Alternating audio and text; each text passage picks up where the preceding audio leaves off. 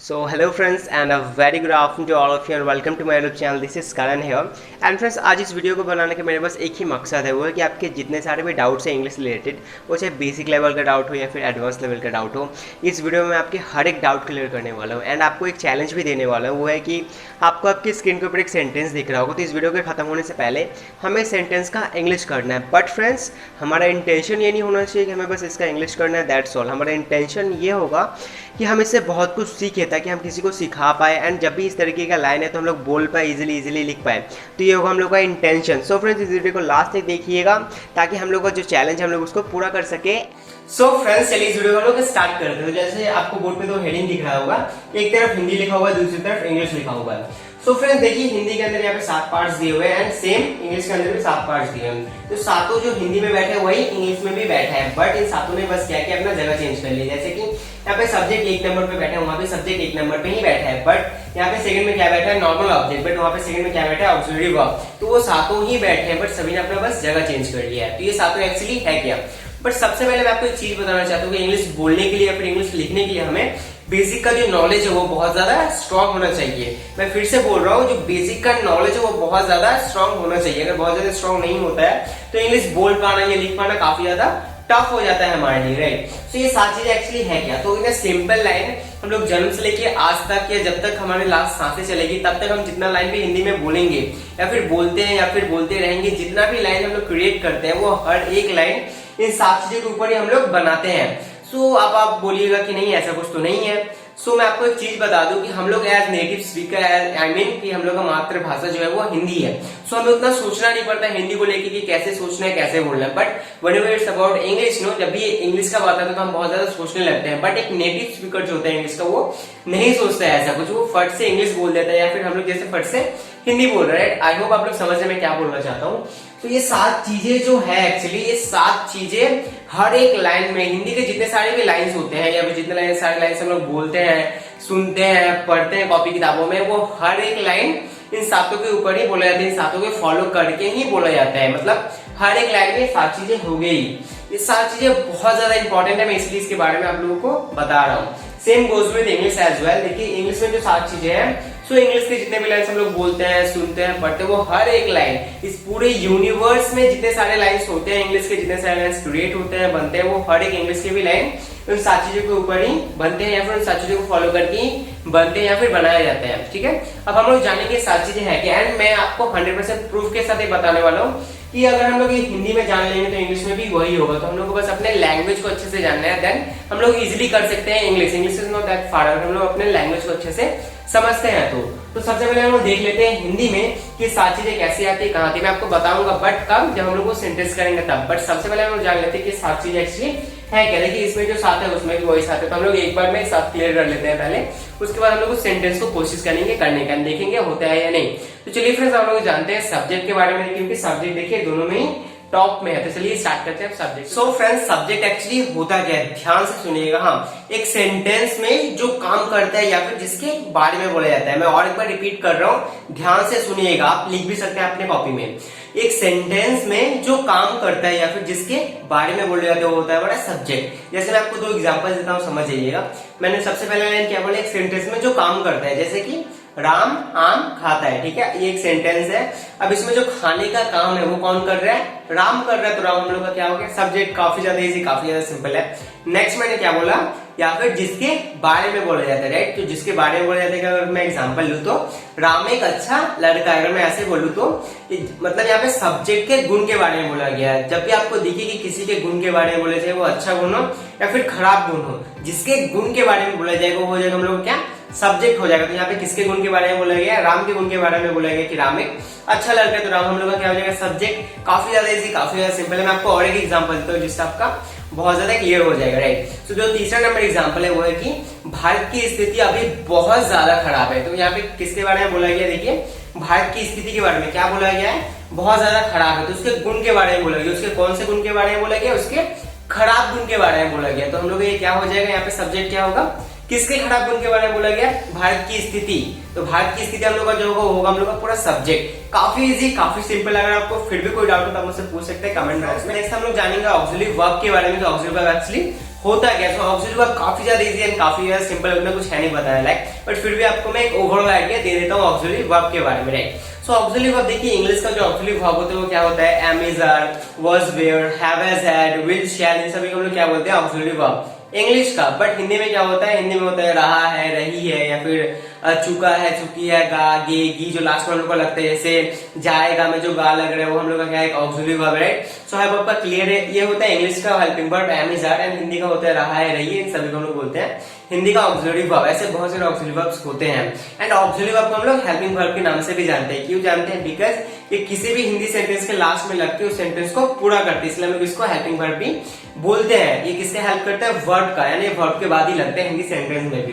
काफी ज्यादा इजी, काफी ज्यादा सिंपल है। नेक्स्ट हम लोग जाने वाले हैं, नेक्स्ट हम लोग का timing. So friends, timing verb actually होता क्या है, टाइमिंग वर्ब मैं आपको और एक बार बता रहा हूँ, बहुत ज्यादा इंपॉर्टेंट होता है इन सातों में, तो टाइमिंग वर्ब जानना बहुत ज्यादा जरूरी है हम सभी के लिए। तो टाइमिंग वर्ब जान लेते हैं, टाइमिंग वर्ब एक्चुअली होता क्या है। तो टाइमिंग वर्ब मतलब होता है एक सेंटेंस में जो समय को निर्धारित करता है। इट मींस एक जो सेंटेंस होगा, कोई भी सेंटेंस हो हिंदी का, उसमें हमें कौन से वर्ब को देख के पता चलेगा कि वो सेंटेंस जो है वो पास्ट में है, प्रेजेंट में, या फिर फ्यूचर में है। क्योंकि हम तीन टाइम से बाहर बात तो करते नहीं है, तो इन तीनों में ही होगा। तो जो वर्ब हमें इन तीनों में से कोई भी एक टाइमिंग को बताएगा वो हो जाएगा हम लोग का टाइमिंग वर्ब। काफी ज्यादा इजी, काफी ज्यादा सिंपल है, काफी ज्यादा इंपॉर्टेंट भी है।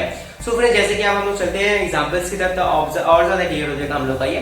सो एग्जांपल्स क्या है, देखिए यहाँ पे एग्जांपल्स है कि राम अपने घर में भात खा रहा है, ठीक है, ये यहाँ पे एग्जांपल है। यहाँ पे टाइमिंग वर्ब क्या होगा, यहाँ पे टाइमिंग वर्ब होगा वो होगा खा रहा है, यहाँ पे हो जाएगा हम लोग का टाइमिंग वर्ब। अब आप लोग सोच सकते हैं कि रहा है, तो मैंने अभी बोला ऑक्सिलरी वर्ब है, बट फ्रेंड्स यहाँ पे रहा, मैं मानता हूँ रहा है ऑक्सिलरी वर्ब ही है, बट हम लोग क्या करते हैं यहाँ पे वर्ब, जिस देखिए वर्ब के साथ जो ऑक्सिलरी वर्ब ऐड हुआ है, ठीक है, उन दोनों को लोग एक साथ लेके बोल देते हैं टाइमिंग वर्ब। इससे हम लोग का ऑक्सिलरी वर्ब के यहाँ पे कोई झमेला नहीं रहता है, ये और भी ज्यादा इजी, और भी ज्यादा शॉर्ट हो जाता है। इससे हम लोग जो सोचने का हम लोग में प्रोसीजर चलता है माइंड में, और भी ज्यादा स्मूथ हो जाती है वो चीज। तो मैं जैसे बोल रहा हूँ वैसे कीजिए, मेरे अंगुली पकड़ के आप बस चलिए, मैं आपको इंग्लिश सिखा के रहूंगा, मेरा ये प्रॉमिस है, राइट। सो फ्रेंड्स, यहाँ पे हम लोग का क्या हो गया, यहाँ पे हम लोग का हो गया खा रहा है, टाइमिंग वर्ब, इजी सिंपल है। बट बहुत लोग कैसी गलतियां कर रहे हैं मैं आपको ये भी बता दे रहा हूँ। बहुत लोग क्या कर रहे हैं, भात खा रहा है पूरा ले रहे हैं टाइमिंग वर्ब। क्यों ले रहे हैं, क्योंकि उनको लग रहा है कि भात खा रहा है, हम लोग को बता रहे हैं कि ये प्रेजेंट का बात है, बट एक्चुअली ऐसा कुछ नहीं है, क्योंकि हम लोग का जो भात है वो हम लोग का कोई भी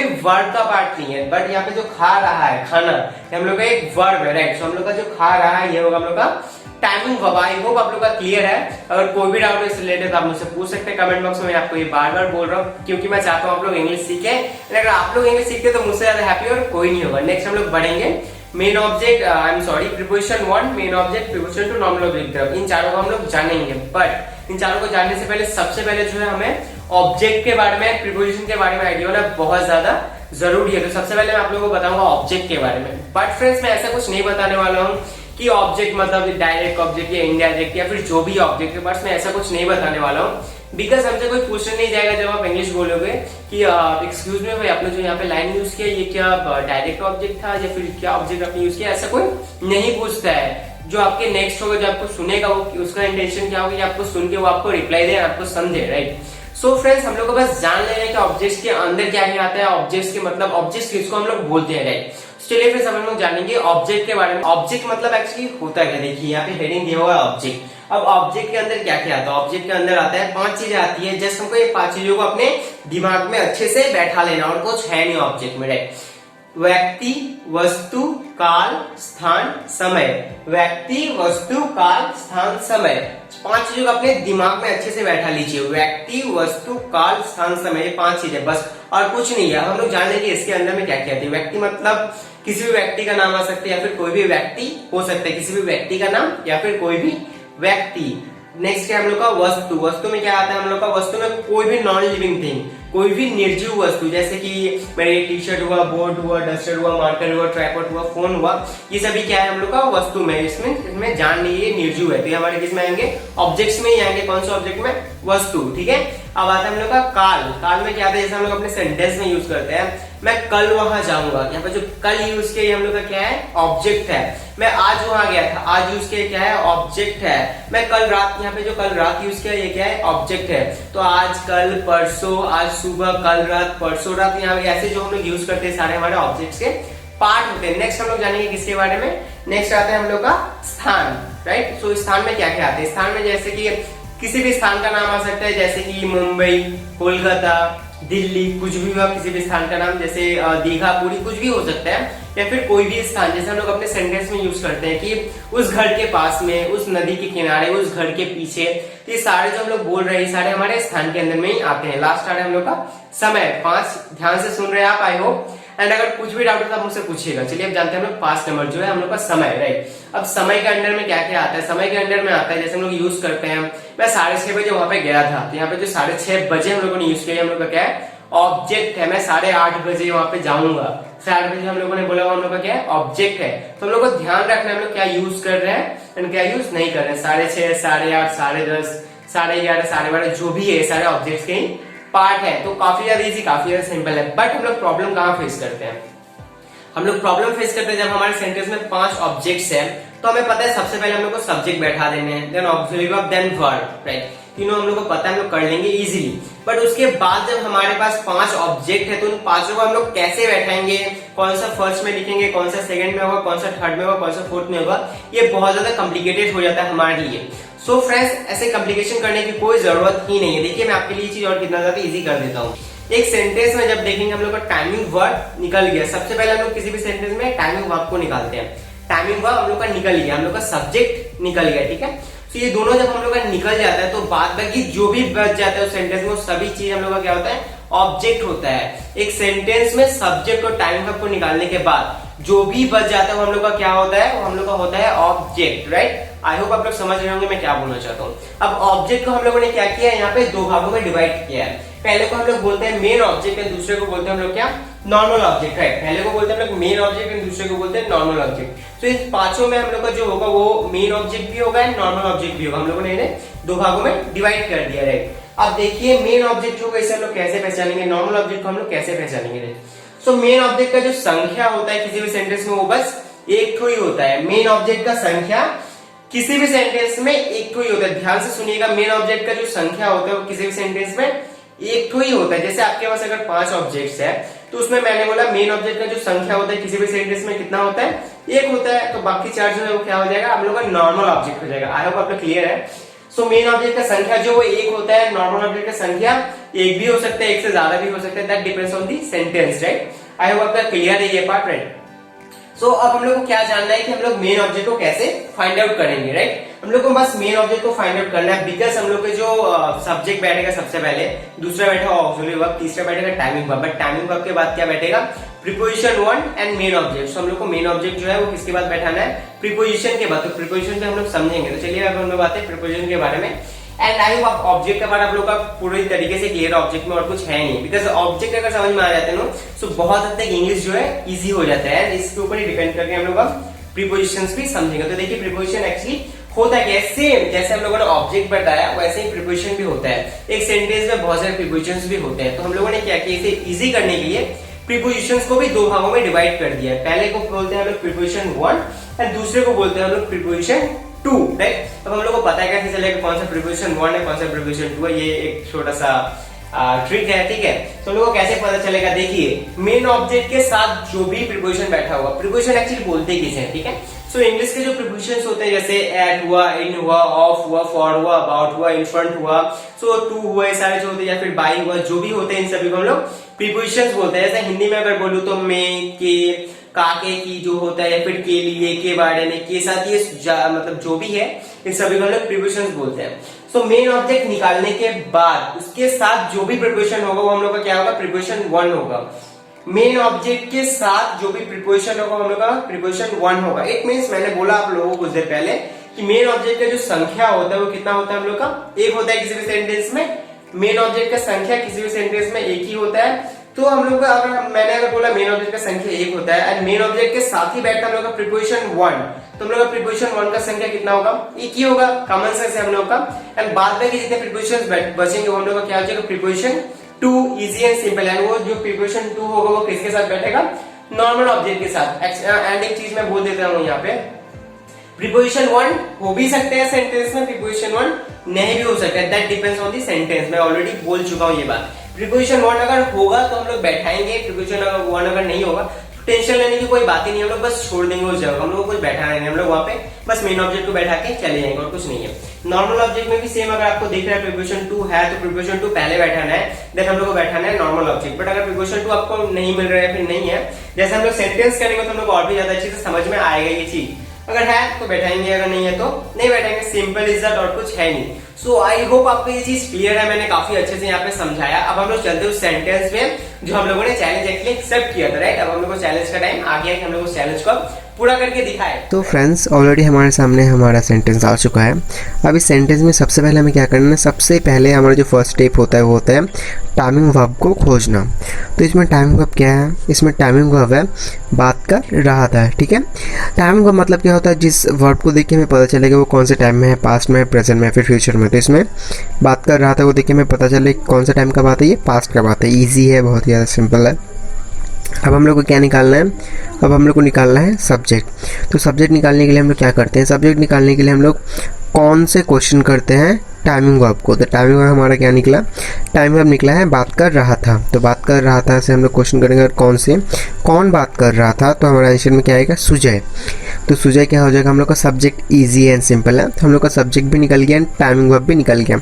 बाद बाकी जो भी बचा वो क्या है, ऑब्जेक्ट्स एंड प्रीपोजिशन। जैसे कल रात एक ऑब्जेक्ट है, 11:30 एक ऑब्जेक्ट है, बजे जो है वो एक हमारा प्रीपोजिशन है, अमन के घर एक ऑब्जेक्ट है, के सामने एक प्रीपोजिशन है, कुछ लड़कों एक ऑब्जेक्ट है, के साथ एक प्रीपोजिशन है, क्लब एक ऑब्जेक्ट है, के बारे में एक प्रीपोजिशन है। तो देख रहे हैं हम लोग हर ऑब्जेक्ट के साथ एक प्रीपोजिशन जुड़ा हुआ है, बस कल रात के साथ कोई भी प्रीपोजिशन नहीं है। अब हम लोग क्या किया है, यहाँ पे बहुत सारे ऑब्जेक्ट्स एंड बहुत सारे प्रीपोजिशंस हैं। तो हम लोगों ने क्या किया, हम लोगों ने ऑब्जेक्ट को दो भागों में डिवाइड कर दिया है। एक को हम लोग बोलते हैं मेन ऑब्जेक्ट, दूसरे को बोलते हैं हम लोग नॉर्मल ऑब्जेक्ट। सो सबसे पहले हम लोग इसमें फाइंड आउट करेंगे कि मेन ऑब्जेक्ट क्या है एंड कैसे फाइंड आउट करना है। So main object find out करने के लिए सबसे पहले हम लोगों को तो टाइमिंग वर्ब निकालना है एंड टाइमिंग वर्ब हम लोगों ने ऑलरेडी निकाल लिया।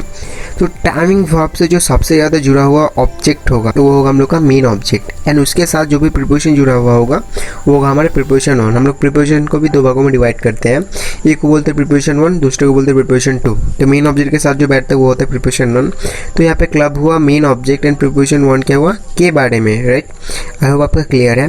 देन क्या बचा यहाँ पे, कल रात बचा, कल रात हमारा नॉर्मल ऑब्जेक्ट हो गया, 11:30 नॉर्मल ऑब्जेक्ट हो गया, बजे हो गया प्रीपोजिशन टू, अमन के घर हो गया नॉर्मल ऑब्जेक्ट, के सामने हो गया प्रीपोजिशन टू, कुछ लड़कों हो गया हम लोग का नॉर्मल ऑब्जेक्ट, के साथ हो गया हम लोग का प्रीपोजिशन टू।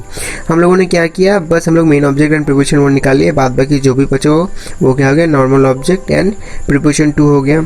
हम लोग को बस main object and preposition one निकाल लेना, बाद बाकी जो भी बचेगा ऑब्जेक्ट वो हमारा क्या हो जाएगा, नॉर्मल ऑब्जेक्ट, एंड जो भी प्रीपोजिशन बचेगा वो क्या हो जाएगा हम लोग का प्रीपोजिशन टू। अब देखिए जो मैंने निकाला यहाँ पे, अब देखिए हम लोग उस स्ट्रक्चर में जाएंगे जो हिंदी का स्ट्रक्चर हम लोग लिखे थे। तो देखिए हिंदी के स्ट्रक्चर में सबसे पहले क्या है, सब्जेक्ट है। देखिए इसमें भी सबसे पहले सब्जेक्ट है, उसके बाद क्या है, नॉर्मल ऑब्जेक्ट है। तो यहाँ पे देखिए नॉर्मल ऑब्जेक्ट के मैंने बोला संख्या एक भी हो सकता है, एक से ज़्यादा भी हो सकता है। तो इस सेंटेंस में एक से ज़्यादा है। तो उसके बाद देखिए normal object and preposition two बैठा है, राइट। उसके बाद देखिए हमारा क्या बैठा है, मेन ऑब्जेक्ट बैठा है। मेन ऑब्जेक्ट का संख्या किसी भी सेंटेंस में एक ही होता है, चाहे कितना बड़ा भी सेंटेंस क्यों ना हो। देन मेन ऑब्जेक्ट बैठा है, उसके बाद क्या बैठा है, प्रीपोजिशन वन बैठा है। देखिए प्रीपोजिशन वन बैठा है के बारे में। उसके बाद क्या बैठा है, टाइमिंग वर्ब। यहाँ पे टाइमिंग वर्ब क्या है, यहाँ पे टाइमिंग वर्ब हमारा बात कर रहा था, बट हम लोग क्या करेंगे, यहाँ पे जो वर्ब है वो क्या है, बात कर, ठीक है। मतलब बात कर हो जाएगा हम लोग का वर्ब, और रहा था हो जाएगा हम लोग का ऑक्सिलरी वर्ब। तो हम लोग का जो स्ट्रक्चर है वो बिल्कुल सही है हिंदी का।